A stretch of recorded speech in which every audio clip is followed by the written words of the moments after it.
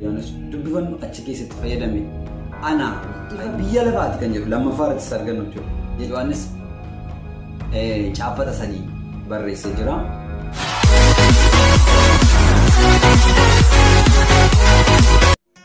Haay nagaa jirtu fayyaa keessanii ani nagaa koodha galata waaqayyoo torbee darbe keessaa wal qunnamnee yookiis immoo walii wajjin dubbanne turre jechuudha. Introduction isaa yookiis seensa isaa isiniif laadheen ture chaanalii haaraa ilmaan mootummaa jedhu kan ergaa har'aatiyyuu dabarrachuudha. Ergaan har'aa kan isiniif qabadhee dhufee ergaa baay'ee anaaniyyuu jireenya koo gammachiise jechuudha. Kan baay'ee jireenya kootti bu'ee kanatti toledha jechuudha. Na qaxxitaadhaan yookiis immoo kallattiidhaan gara sana deemnaa jechuudha. Egaa guyyaa irraa mata dureen isaa maal jedhaa? Jechoota gooftaan keenya Yesuus Kiristoos Wangeela Yohaannis guutummaa isaa keessatti gaafa laallu gaafa Wangeela Yohaannis dubbifannu achi keessatti fayyadame ana kan inni jedhe jechuudha. Gooftaan Yesuus anadha kun kan inni jedhe. Inni kun mata duree guyyaa irraatti walii wajjin nu ilaallu. Ana yookiis wantoota jechoota torba gooftaan Yesuus anadha kan inni jedhe jechuudha. Jechoota torba gooftaan Yesuus Kiristoos anadha yookiis immoo ani akkasidha kan inni jedhee Wangeela Yohaannis keessatti nuuf ibsu. Torban iyyuu immoo Wangeela Yohaannis keessatti kan argaman kakuu moofaa wajjiniin wal bukkee qabnee ilaallaa jechuudha. Ingiliffaan isaa the seventh I ams isa jedhamu jechuudha. The seventh I ams jedhama Ingiliffaanii. Afaan Oromoodhaan gaafa isiniif dhiyeessu ana isa gooftaan keenya Yesuus Kiristoos jedhe sana 1 2 3 4 5 6 torban walii wajjin ilaallaa jechuudha. Gooftaan ayyaana nagaa araara isaan barbaachisu waliin ilaalla. Na duraan dursinee waa'ee Wangeela Yohaannis gabaabatti walii wajjin highlight isaa ilaaluun baay'ee gaariidha yookiis introduction isaa detailii yookiis immoo gadi fageenyaan jechuutu hin taane highlight isaa. Egaa Wangeelli Yohaannis wangeelota arfan keessaa tokkodha jechuudha. Isa kana beektu wangeelota arfan keessaa tokkodha. Wangeela Yohaannis namni barreesse immoo Yohaannis abbaadhuma wangeelaa kana jechuudha. Yohaannis caaffata sadii barreessee jira. Kutaa macaafa qulqulluu keessaa kutaa macaafa qulqulluu kakuu haaraa keessaati. Kutaa sadii barreessee jechuudha. Tokko wangeela barreesseera. Wangeela Yohaannis barreesseera. Ergaa Yohaannis barreesseera. Kan biraa kan Yohaannis barreesse mul'atadha jechuudha. Mul'ata Yohaannis nuti keenya beekna jechuudha. Mul'ata baay'ee yaa namoota hedduutti difficulty yookiis immoo cimaadha jedhamee kan beekamu ergaa baay'ee cimaadha. Na kana barreesse jechuudha Yohaannis.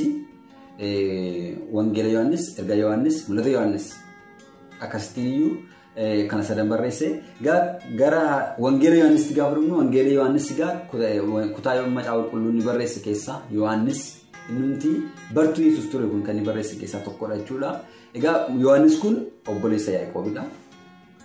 Warra gooftaan Yesuus Kiristoos bu'aan erges jedhee Wangeela Maarqos boqonnaa 3 lakkoofsa 17 irratti kan inni moggaase jechuudha. Maqaa jaraa bu'aan erges jedhe. Bu'aan erges jechuun immoo ilmaan qaqawwee jechuudha. Ilmaan qaqawwee jechuudha.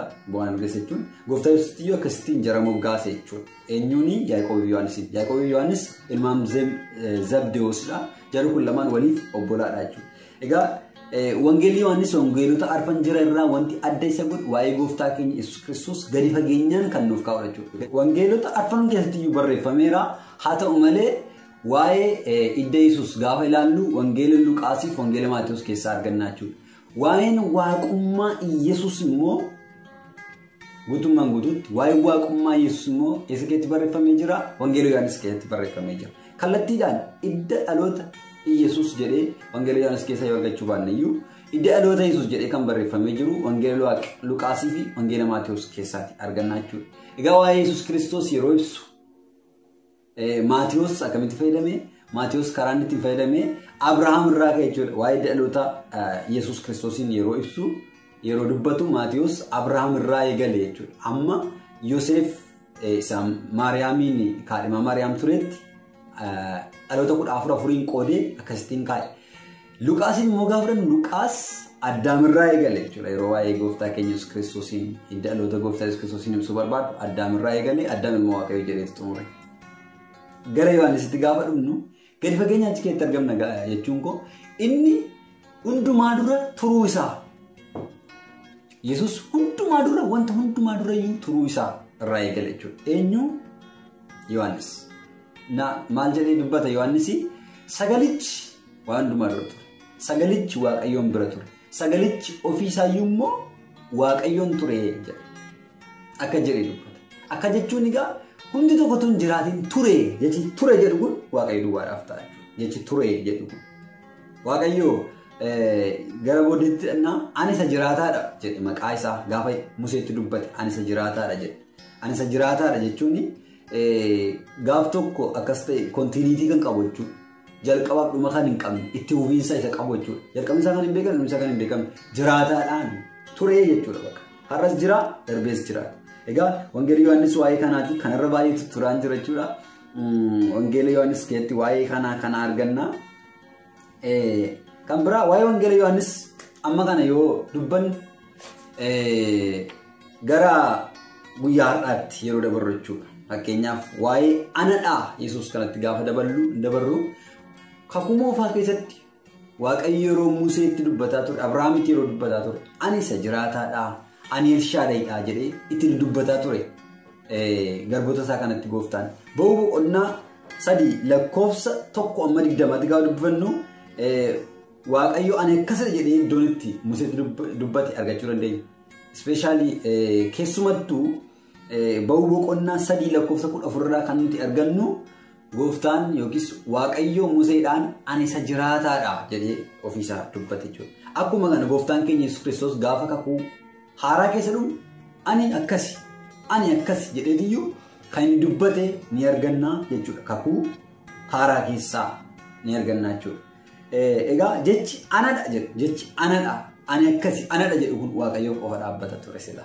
Har'a garuu baay'een keenya ani akkasii ani ekeledha ani cimaadha ani maalidha jennee isheen jettu jechuudha. Piraayidii fuuldura deemti jedhu beektonni yookiis immoo of tuulummaa fuuldura dhufti jedhu of tuulummaa ibsiti jedhu ni jedhu.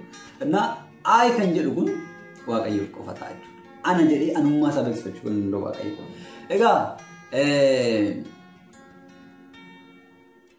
the 7 I ams warra jedhaman kana gaafa ilaallu har'a torban jiraan sitti himaa torba irraa kaasnee immoo tokko tokkoon ibsa isaanii walii wajjin ilaaluu dandeenya. Kanumaan isa guyyaa irra xumurraa jechuudha. Torban jiraa tokkoffaa irratti kan argannu gooftaan keenya Yesuus Kiristoos kan inni jedhe keessaa ani buddeena jireenyaati yookiis ana buddeenni jireenyaa tokkoffaa irratti gooftaan keenya kan jedhe. Lammaffaa irratti immoo gooftaan keenya Yesuus Kiristoos kan inni jedhe ani ifa biyya lafaati. Ani ifa biyya lafaati jedhe gooftaan keenya Yesuus Kiristoos.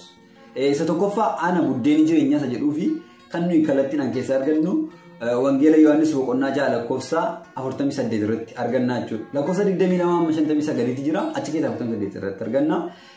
Kan biraa ani ifa biyya lafaati kan jedhu lammaffaa irratti argannu jechuudha. Jecha Yesuus keessaa ani ifa biyya lafaati kan jedhe immoo Wangeela Yohaannis boqonnaa 8 lakkoofsa 12-30 gidduutti gaafa dubbifannu kallattiidhaan arganna jechuudha. Ani ifa biyya lafaati Yesuus jedhe. Sadaffaa gooftaan keenya Yesuus Kiristoos sadaffaa ani akkasi kan jedhe keessaa tokko maalidha? Ana balballi hoolotaa tikseen gaarii ana. Sadaffaa afuraffaa walitti aananii jiru jechuudha kutaa kanarratti. Yohaannis boqonnaa 10 lakkoofsa 1 gaafnee hanga 8 gaafa dubbifannu jechuudha. Wangeela Yohaannis boqonnaa 10 naa qabadha sirriitti. Wangeela Yohaannis boqonnaa 10 lakkoofsa 1 gaafnee 8 gaafa dubbifannu ana balballi hoolotaa sadaffaa jechuudha. Afuraffaa immoo tikseen gaarii ana kan jedhe. Shanaffaa gooftaan keenya Yesuus Kiristoos ana kan jedhe keessaa du'aa ka'uun jireenyis ana jedhe gooftaan keenya Yesuus Kiristoos. Du'aa ka'uun jireenyis anadhaa jedhe. Inni ja'affaan gooftaan keenya Yesuus Kiristoos isa shanaffaadhaaf dhiifama isa shanaffaadhaaf tiksisni ilaannee itti dubbifatanii qophoftanii kan eegdatti jechuudha. Isa shanaffaadhaaf Wangeela Yohaannis boqonnaa 11 lakkoofsa 17 kaasee amma 27tti. Wangeela Yohaannis boqonnaa 11 lakkoofsa 17 kaasee 27 gidduutti ni arganna jechuudha. Du'aa ka'uun jireenyis ana kan gooftaan keenya Yesuus Kiristoos jedhe. Alaazaariin du'aa kaasuuf deemee jechuudha. Achirratti kan inni dubbate. Ja'affaan gooftaan keenya Yesuus Kiristoos anadhaa kan inni jedhe dubbate. Karichi dhugaan jireenyis ana jedhee dubbate gooftaan keenya Yesuus Kiristoos isa jaaffaa jechuudha. Isa kana immoo Yohaannis boqonnaa 14 lakkoofsa 6 namni kamtii yeroo baay'ee kan dubbatu na. Kanaan jireenyi karichi dhugaan jireenyis ana gooftaan jedhee dubbateera. Gara gooftaa kootu jennee kan ittiin yeroo baay'ee dhugaa baanee namoota beeksifnu kutaa kana irratti jechuudha. Wangeela Yohaannis boqonnaa 14 lakkoofsa 6 asirrattis waan sadii jechuudha.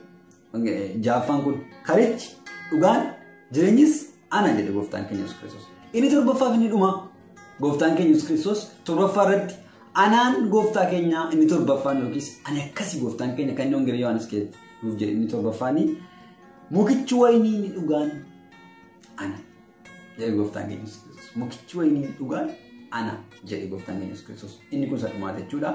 Wangeela Yohaannis boqonnaa 15 lakkoofsa 1 hanga 6 irratti.